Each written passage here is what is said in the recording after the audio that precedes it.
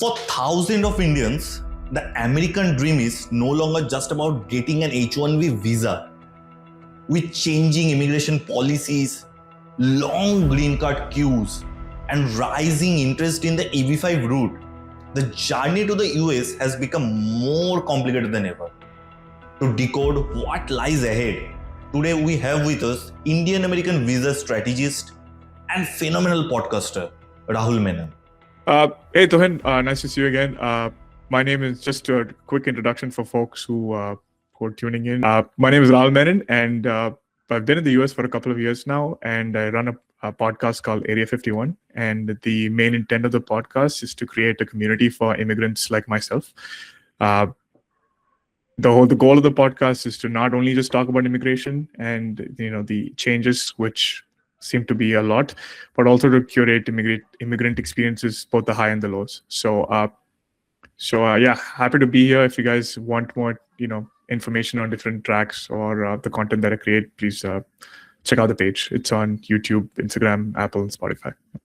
Rahul, for an engineer graduating in 2026, is the H1B visa still a dream worth chasing right now in 2026?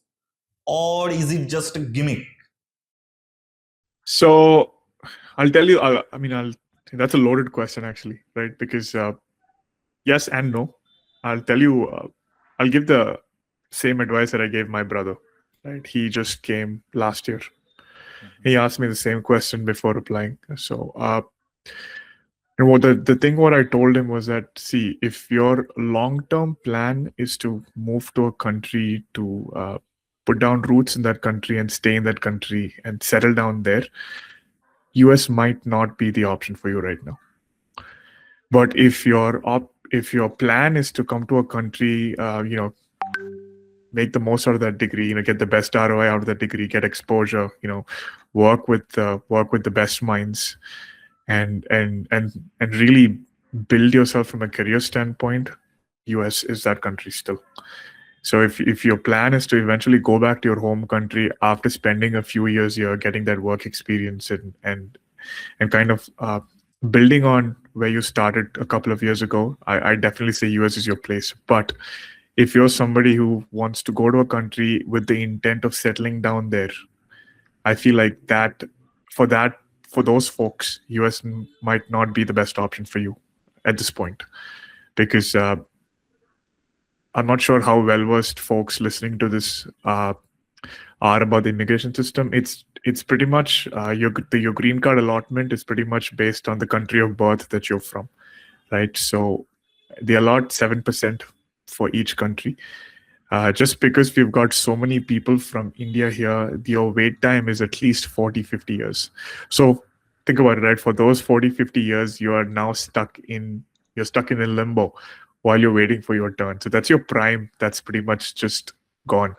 And in this 40, 50 years, if at any point you lose your job, you've got 60 days to find a new job. Otherwise, you uproot everything that you build, pull out your families, everything, and then go back to your home country.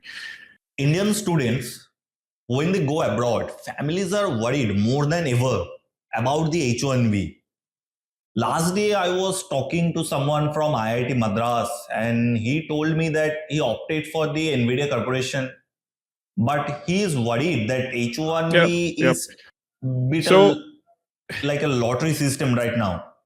So do you think that H1B is still a merit-based pathway, or is just a lottery? No, it's definitely, it was not a merit-based pathway. The new changes that they've got right now, the intent behind those changes is to create a merit-based system, right?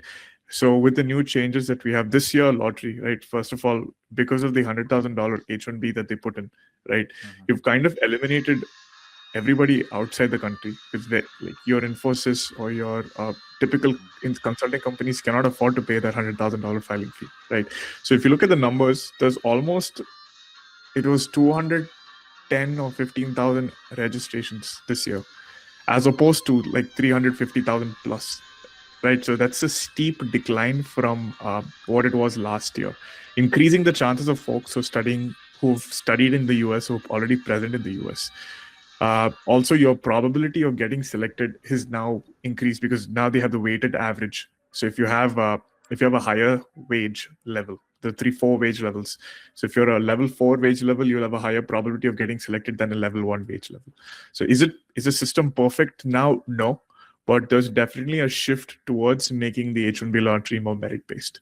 Like 2 years ago, it was completely luck, right? There's like you could have a scientist who's probably has a cure for cancer, and you'll have somebody who's fresh out of school with no experience. They both will have the same uh, odds of getting selected, which was not typically what was needed at that point. But I feel like the intent, we're going in there. Uh, have we reached there yet at this point? No. But I think maybe a few more iterations and we probably get there. But it's definitely a step in the right direction. Yeah. Rahul, right now I see many IIT or IIM pass outs. They used to say that if I get an IIT degree, the H1B visa would be easy for me. But do you think this is the biggest misconception Indian students have about landing a job in the US or staying in US after graduation or respective higher studies? I mean, I don't think the pedigree of your college has an impact on your H1B lottery pick for sure, right? It's you're going to be in the same playing ground as everybody else, anybody else who's graduated from another college. That's not an IIT or an IIM. So just because you graduated from a top tier college in India does not necessarily equate to you getting a higher probability of odds here. Sure, I mean, if you get a bet, sure, and I've seen that happen here as well. There are students from like not from the top 10 or 20 colleges in India who've landed awesome jobs at like different companies, like in you mentioned Nvidia, Apple, Meta, and those guys have been doing great. And like I said, right now it depends. The probability of getting selected depends on the state that you're applying from and the salary that you're making in that state. Because like I said, if you could have someone from IIT who's on a level 1 wage, and you could have someone from another college who's on a level 4 wage. The level 4 guy is going to get a higher priority. So I feel like one advice that I would give to people is to understand the immigration system. When I came, I didn't know anything about the immigration system here, right? It's through trial and error and through experience I understood, oh, this is what you need to do. I feel like educating yourself with the nuances of the immigration system here, it will definitely help you. Because when you're applying for jobs, let's give you a random example. Let's assume there's a company X, right? And the company X has an office in New York City and has an office in, say, Kansas City, Missouri, right? Now, if your pay grade is of a certain benchmark or level, the probability, and let's assume it's $120,000 to $130,000 roughly. Okay, that will probably put you on a level 1 wage category in New York City. One might put you in a level 2 or a level 3 category in Kansas City, right? So these are strategies that you could. So when you're applying for a job, right, if your priority is like, I have to get the H1B and this is very important for me and I'm willing to relocate and whatever, it's in your favor to opt for the Kansas City location and move there, because you have a better chance of getting picked from there. So these are this is a small example, right? An immigration attorney can obviously give you a lot more insights, but knowing these things will definitely help you go a long way. Because when you come here, you're very new to the system, right? You're not going to think. You're going to think so much before making decisions like these, but like every small decision like this could definitely improve your odds of getting selected in the lottery. I was having a chat with a fellow last week. He's a art student. He was consulting with an immigration firm here in Bengal, and it's with many firm here that they are like, if you deal with me, you will get an easy entry in the US. But that fellow, after the recent H1B tussle and the long immigration backlog, he was like, it's not possible right now, and how we deal with it. He cost questioned that firm, and they were like, leave it on us, just leave it on us. What will be your guidance to the students so that these hurdles narrow down a bit? Uh, so there's a lot of fraud that happens, right? A lot of companies take advantage of people just because they don't know the system. So rule of thumb: no legitimate attorney or company or agency or uh, third party organization, whoever it is, will ever start the sentence with "I have a shortcut or an easy way to get you to something." That should immediately set off warning bells, right? That's a red flag right there. There is If they do that, that means it's not the right. It's not. They're not going about it the right way. There is no shortcuts. There's, like I said, right? I've many attorney friends now because of the podcast that I run, and I've seen how they operate. They will first of all, they will make sure that you completely are educated about the system. They will answer all of your questions. They will never say, "Don't worry about it. Let us handle it. We'll fix it for you." No, they will give you the options. They will tell you, this is option A, option B, option C, pros and cons for each option. My recommendation probably would be to pick this option. What are your thoughts? You can pick whatever you want. That's how they would operate. No one will say, "There's a shortcut, I'll fix it. Just let it be with me." That should set off warning bells. And unfortunately, there's a lot of new students and a lot of uh, folks in their first year or second year of H1B are so new to the system that fall for scams like this, right? And unfortunately, by the time they realize it, the situation's in a very bad place. So what I would say is, if someone talks to you like this, that should immediately set up warning bells, right? So that's your first flag. The second flag is, talk to your peers, and it's always good to get 2 or 3 opinions, right?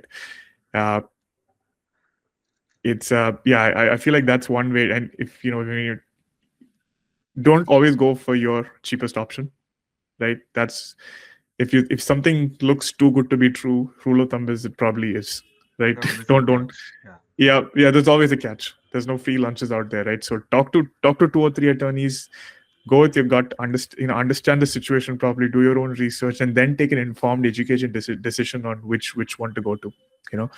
And there are a lot of folks on LinkedIn, right? Like myself included. Reach out to these people. What they put out, they create a lot of content on this space. There's a lot of study abroad coaches as well, right? So talk to these folks, understand the layout of the land first before jumping into it, and then finding out later that you made a mistake. Many Indian students used to think, Rahul, if I am not about opting for the H1B visa, I will surely opt for the EB5. But as we know, the EB5 is not as it seems. So would you lay out a path, a track for the people who are thinking that EB5 visa is a better option? I mean, I don't know about you, Tuhin, but I don't have $800,000 or $1 million sitting at home for me to just use. So I'm assuming a good percentage of people are going to be people like me, right? So unless you have that, I don't know where the misconception comes from.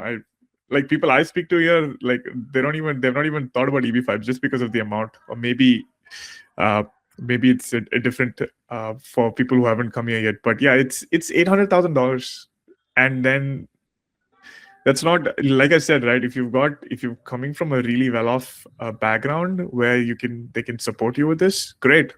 Yeah, you can avoid all of this hassle, and you can probably give your H1B seat to somebody else, lottery pick to somebody else who actually needs it. But it's for the EB5, it's directly go for the EB5, right? You find I will not speak too much on the process because I'm not that well informed on the EB5 process, but I can definitely point you to some attorneys who I know who are in this space, and they will do the needful. But like I said, it's $800,000 to $1 million.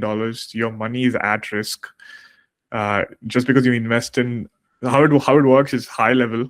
What little I know, you invest in a project. You put this much amount of capital. The money has to be at risk, which means it's not a guaranteed sure shot return at the end of the project. So there is a risk that you could lose it also.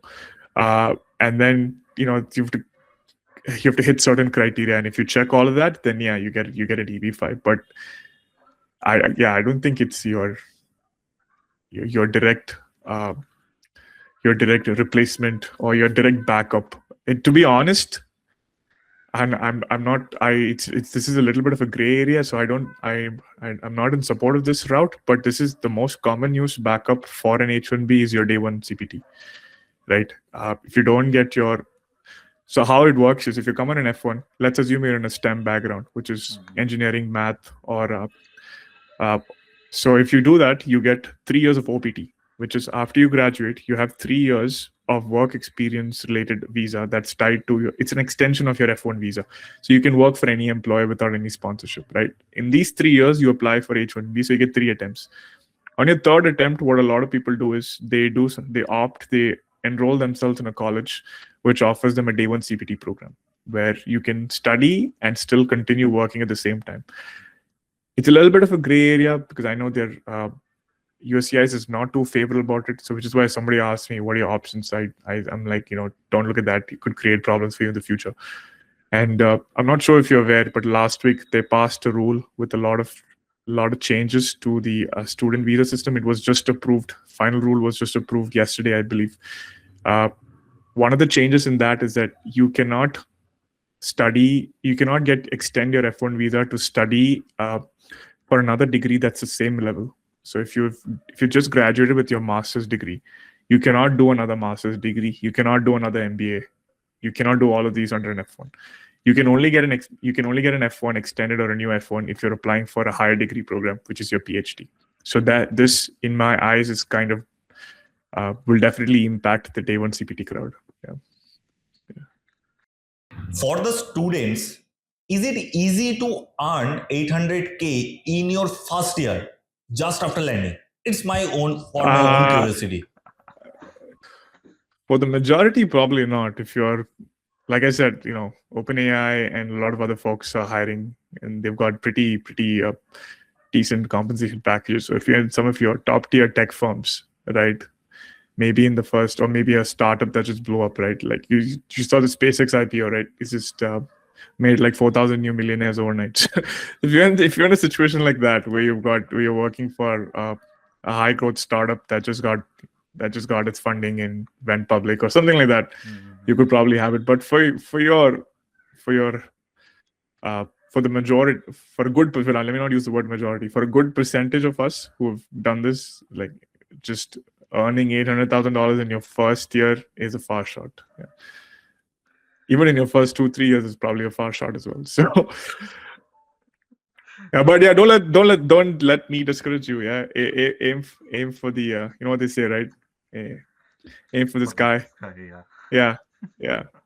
Rahul, if you remember, back in 2024, when we were discussing about the huge backlogs and huge green card issues, are you witnessing the worst phase of the backlog crisis yet in 2026? I mean, it progressively gets worse, right? I mean, now versus 2024, think of it like the analogy that I use is like a queue, right? You've got a queue of people, let's say, waiting to get a driver's license, right? And you're just adding more people to that queue. So in 2024, the queue might have looked considerably better than what it is right now. So every progressive year that you go, the queue just looks worse. So it's and there's, unless they revamp the system drastically, there's honestly, I don't know what the fix is going to be, because you either choose to continue in limbo, which is what a lot of people have resigned to that. They're like, you know what, it's fine. This is better than the alternative. Or, there's a good percentage of people now who are saying this is, we don't want to lose out our prime, waiting around in limbo, and they're looking at alternatives, right? Maybe moving back, looking at other countries. Canada is an option. So look, it's like that. It's always, you'll always find yourself, I think 5 years, when you meet somebody who's been in the country for 5 years, they'll either fall into one of these two categories. Either they're done, they're like, we have an exit. And the other is like, it's out of our control. We'll just live with it like we have the last how many ever years. Yeah. But if you ask me the same question in 2028, I'll say the backlog is worse now. So it progressively just keeps building up and becomes more and more of a problem as the years go by. Let's say you walk and you are an H1B holder today, Rahul. What's the biggest mistake you can make while planning for the long-term future in the US? Maybe you could have applied for the New Zealand or Australia or Japan. So, what are your thoughts if you are an H1B holder today in 2026? Having a plan B is important, right? I would that's something that I would highly recommend. What would I do? Would I do anything differently? I feel like that's a loaded question. I'm I've, I don't know the answer to that. I've thought about it many times, but the honest truth is I don't know the answer. Would I have done anything differently? But yeah, I think it's important to have backups in place, and that's something that I've actively done, and I do have them in place right now at this point. So that's definitely something that I would tell folks, right? Don't put all your eggs in one basket, right?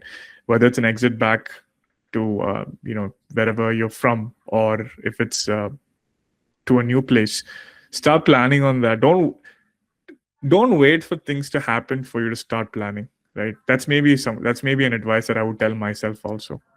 If I could meet myself like 6-7 years ago or whatever it is when I just come in, that's advice that I would give myself.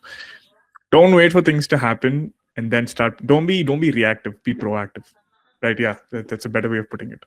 Prepare for it when things are good, so that when things are bad you have things to fall back onto, as opposed to oh my god, everything is falling apart, now let me see what my options are, which is unfortunately how a lot of us in here in the US, we unfortunately live like that.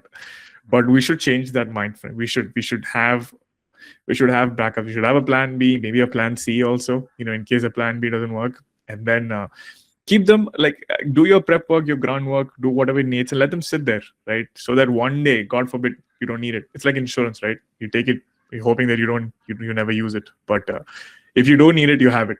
So prep like that. That's something that I would tell myself. Would I choose a different country? I don't know. I'll have to think a lot more. That maybe next time we meet, I'll tell you the answer to that. Many of the Indian students see America as the El Dorado. So it's an El Dorado if you want to leave. Yeah. Like I said, right? If you want to leave in 3-4, if you want to leave in like a couple of years, definitely, right? Your ROI for your education, if you plan it well, is phenomenal, right? Which is why people still choose to come here. But somewhere along the line, when you come here, you realize that, hey, you know what? I'm done living a very nomadic life. I'd like to settle. I like to put down roots. I like to build a community. I'd like to settle down. At that transition point is when suddenly we wake up and we're like, oh, this might not be a bed of roses, that I thought it was. Right. That's where. So if you're coming with that mindset, like, hey, I'm coming here to build my career. I'm coming here to hone my technical skills, to get exposure, become a more well-rounded individual, and also make some money at the same time. Checks all the boxes, right? It only comes to that final box when it's you have to take that tough decision. You're like, okay, now I'm at a point where I think I want to go back. Great, you pack up and you leave. But you're at a point where, like, now I want to continue living here. Then life starts throwing more hurdles your way, right? And the biggest thing I probably would be let's assume you're a family of 4 or 5. You've got a partner, you've got 2-3 kids, and your kids are born American at this point, right? And they've studied only in American schools, and they've brought up in that thing. Suddenly you're like, oh my god, I lost my job. I've got 60 days to find a new job. That's when you're like, okay, what about my house? What about what about my kids? What about all our friends that we built as a family? Like, those are the questions those are the problems that pop up as we go down. Yeah. Rahul, if you lens through a student, and if he or she doesn't feel comfortable to go to the US, why not opt for Japan? Maybe. So I wouldn't be able to answer that because I've not actually done I've not done an evaluation like that compared to whether what your ROI would be for different countries. But a lot of my friends chose Australia, and they're very happy there. A lot of my friends chose Canada, and they're all citizens by now, so they're very happy there. So it's I feel like every country has its positives and negatives, right? It just again, like I said, understanding what works for you and what checks the boxes for you, and then and then making your peace with it, I guess. And yeah, like I said, right, you can leave always at any point. It's just the as time passes by, it just gets harder and harder, right? It's just easier to move to a new country in your 20s than it is in your 30s, than it is in your 40s. So that's my only thing. So if you say, hey, you know what, I want to move to London, everything here checks my boxes. Great.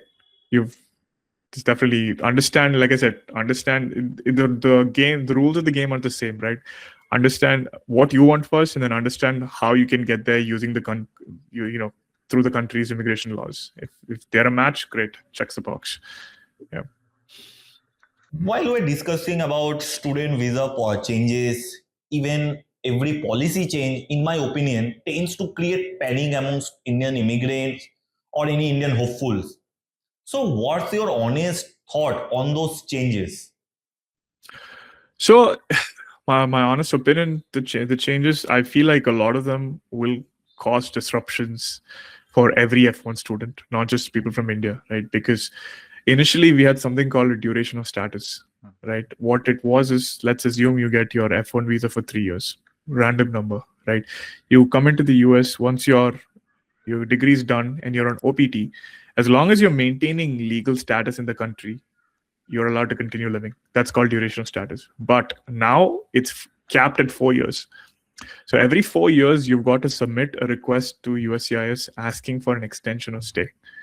So every student will have to do this because your typical degree is 2.5 years plus 3 years of OPT. That's 5.5 years. That exceeds your 4-year mark. So you will have to put an extension there. Every PhD program will be disrupted because PhDs typically take about 4 to 5 years. That's your standard. They can apply for extension, right? For the PhD. Yeah, you have to. That's what I'm saying. That's an added paperwork that you have to do, and we don't know how USCIS is going to adjudicate these requests, right? What are the bases? What are the criteria points they're going to look at before they say here extension is granted? So it's just another added hurdle for someone to, go through right now. If they decide that, you know what, we don't feel as if you deserve this extension of stay, it's your journey ends right there. So we'll find out how this impacts. But my initial thought looking at it, it's going to cause some impacts. For example, let's say I'm here for 6 years, right? I already have a master's degree. I'm thinking I want to do an MBA. I will not be allowed to get an MBA or an F1 because I already have completed a master's. The only time I qualify for an F1 visa now is if I decide to do a PhD program. So a lot of barriers in place for folks who want to study further is my take. And it's probably going to reduce, right? Because there was an article that I read by a couple of law firms. Was released in March, I believe. Last year, when they looked at the visa issuances, right, the F1 visa issuances dipped by about 35%, 36%. That's a pretty steep dip.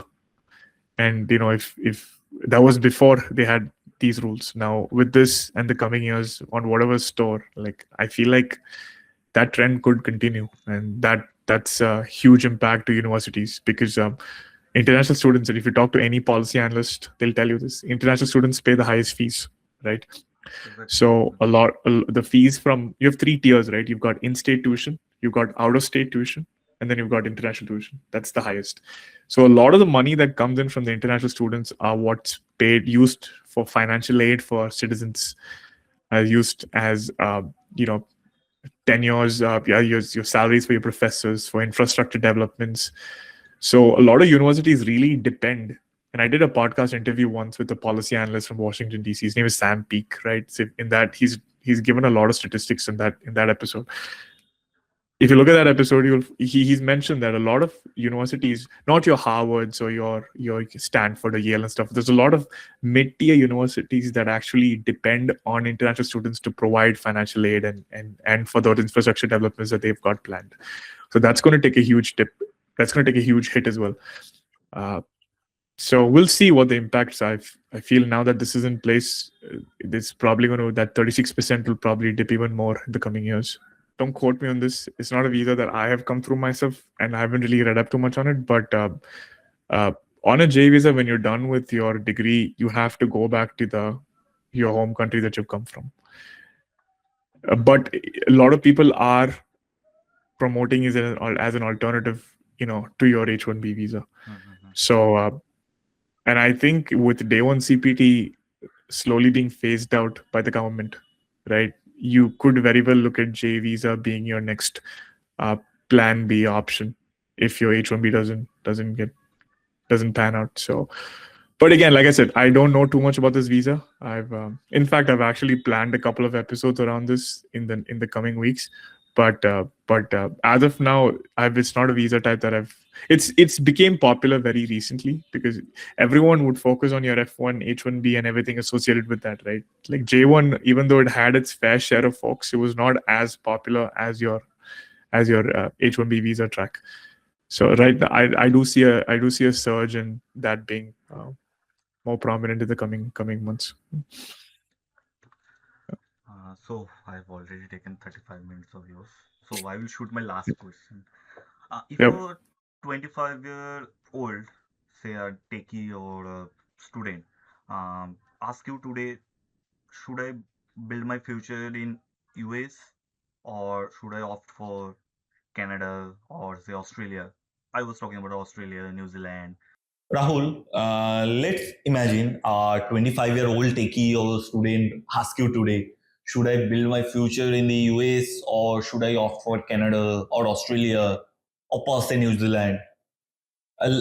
Like last, Yep. I was talking Yep. about Australia, New Yep. Zealand, and Japan, or even in Yep. India. So, what will be your honest answers and why? Yeah, but it would be the same response I gave you a little earlier, right? And Mhm. like I said, I did have this conversation with my brother very recently when he was trying to make his decision, right? It would totally depend on what your plans are, what your goals are for your future, right? If if your goal is to just soak up international, get a a top tier university education, if your goal is to kind of hone your technical talent, get exposure, work with the best minds, make some money while you're at it, and then eventually move back to your home country, then I would say US is an option for you. But if your goal is to move to a country to study there, with the intent to immigrate and settle down in that country, US might not be your best bet. And that's where you have to look at other countries that have better immigration paths or routes for you. Because right now the path to becoming a green card holder or a citizen, if you're born in India, is decades. I'm not even making this up. It's literally 20, 30, 40 years worth of waiting for where you are stuck in limbo, waiting for your turn to come at the green card. So it's not a clear cut answer, but it totally aligns with what your future goals are for yourself. And a lot of people in the short term say, hey, I just want to get skills and make money and stuff, but it's very hard to expect somebody in their early 20s to come to have the maturity to also understand that your ideals could change, right? Maybe 5-6 years in, as you become a little older, suddenly it's not the money that's important, it's the community that you've built, right? So I that's so talk to people also who've done this, who are a little older than you, who've gone down this route. And I feel like that should also help you uh, think of the other things that you probably not thought of when you're making that decision. Yeah. Those were Rahul Menon insights for you. Do let us know your views in the comment section. Stay tuned with News Ei Samay for more such conversations.